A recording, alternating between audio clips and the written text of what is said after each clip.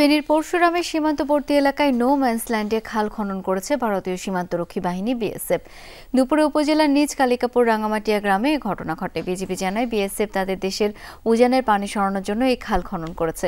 গত কয়েকদিনের বন্যায় ভারতের বিলোনিয়া শহরে পানি উঠে যায়। বৃহস্পতিবার রাতে সীমান্তের আলো বন্ধ করে খাল খননের চেষ্টা চালায় বিএসএফ। খবর পেয়ে স্থানীয়দের সহায়তায় বিজিবির সদস্যরা তাদের প্রতিহত করে।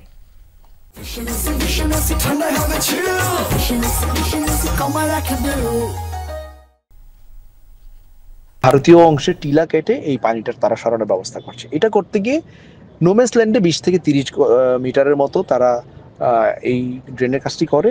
তো আমরা সংবাদ পেয়েই সাথে সাথে ঘটনাস্থলে আসি এবং ক্যাম্প কমান্ডার পর্যায়ে একটি প্রতিবাদ ফ্ল্যাগ মিটিংও কল করা হয় এবং তাদেরকে জানানো হয় এটা বন্ধ করার জন্য।